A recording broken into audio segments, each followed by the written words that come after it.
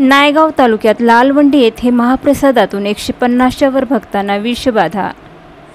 प्राध्यापक रवींद्र वसंतराव चव्हाण यांनी लालवंडी विषबाधा रुग्णास दिली भेट। नमस्कार, समृद्ध महाराष्ट्र न्यूजमध्ये आपले स्वागत आहे। आज लालवंडी येथे शेतातील आंबील कार्यक्रमाच्या निमित्त अनेक लोकांना विषबाधा झाल्यामुळे नायगाव येथील ग्रामीण रुग्णालयात नायगाव विधानसभेचे युवा नेते प्राध्यापक रवींद्र वसंतराव चव्हाण यांनी विषबाधा रुग्णाची भेट घेऊन त्यांची विचारपूस केली व दवाखान्यातील सर्व डॉक्टर्सना औषध उपचार तातडीने करावा असे निर्देश दिले। बाधितावर नायगाव लालवंडी येथे उपचार तर काहींना नांदेडला हलवले।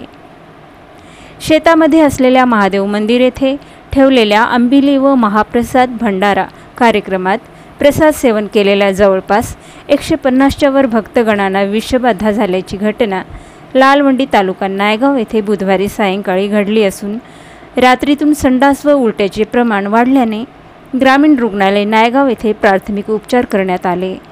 त्यातील काहीची प्रकृती चिंताजनक असल्याने नायगाव ग्रामीण रुग्णालय येथे प्राथमिक उपचार करून त्यांना नांदेड येथे हलविण्यात आले अशी माहिती मिळाली आहे।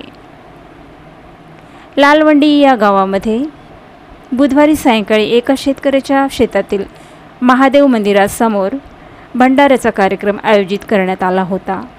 त्या भंडाऱ्याच्या जेवणामध्ये भात, वरण यासोबत प्रत्येक शेतकऱ्याच्या घरून आणलेली आंबील एकत्र करून वाढण्यात आली। जेवण केलेल्या भक्तगणांना यातून सामूहिक विषबाधा झाली आहे। समृद्ध महाराष्ट्र न्यूज ब्युरो, नांदेड।